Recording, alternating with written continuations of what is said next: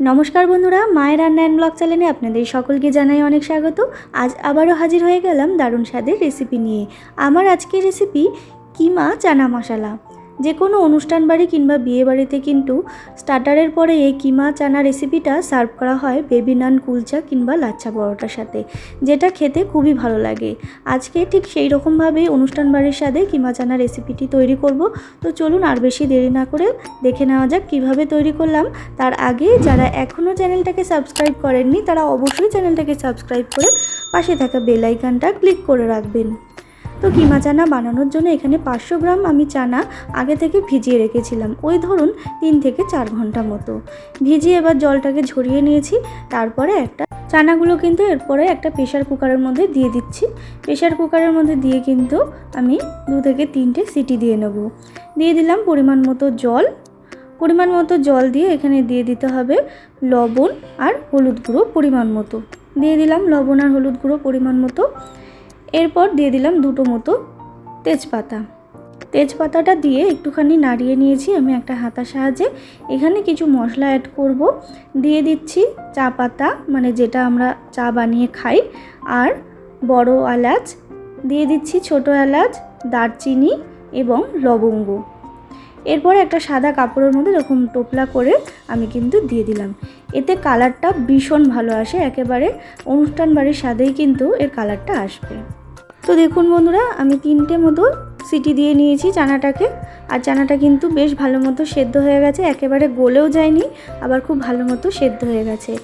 আর ওই মশলাগুলো আর চা পাতা দেওয়াতে কিন্তু এর কালারটা ভীষণ ভালো আসে, দেখে বুঝতেই পাচ্ছেন।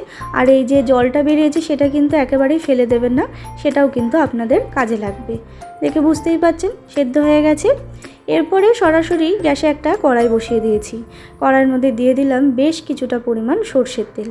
তেলটা গরম হয়ে গেছে। এরপরে ফোড়নের জন্য দিয়ে দিতে হবে গোটা জিরে আর কয়েকটা শুকনো লঙ্কা।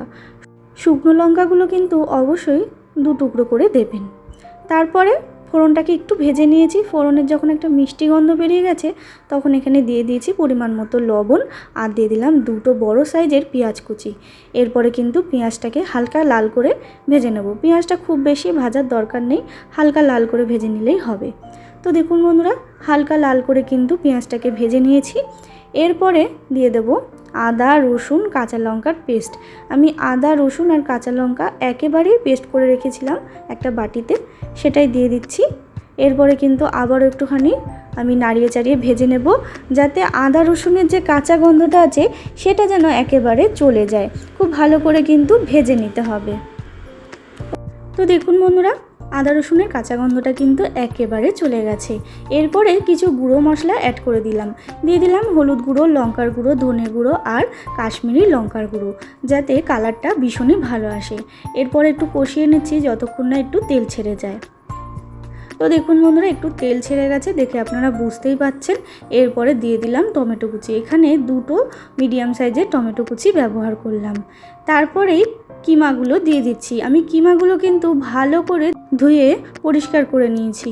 যেহেতু কিমার মধ্যে অনেকটা পরিমাণ নোংরা থাকে, তাই খুব ভালো করে কিন্তু ধুয়ে নিতে হবে। এরপরে সমস্ত মশলার সাথে কিন্তু কিমাটাকে আমি ভালো করে কষিয়ে নিচ্ছি।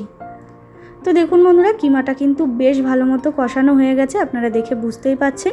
আর হ্যাঁ, এখানে আর একটা কথা বলে রাখি, এখানে কিন্তু 250 গ্রাম মতো মটন কিমা নেওয়া হয়েছে। আর আমার যেহেতু 500 গ্রাম চানা মটর, তাই 250 গ্রাম মটন কিমা নিয়েছি। এরপরে দিয়ে দিলাম 3 চামচের মতো টক দই। টক দইটাকে আগে থেকে ফেটিয়ে রেখেছিলাম, দিয়ে দিলাম। আর টক দই যখন দেবেন তখন কিন্তু গ্যাসের ফ্লেমটা একটু লোতে রাখবেন, নাহলে কিন্তু কেটে যাওয়ার সমস্যা আসে।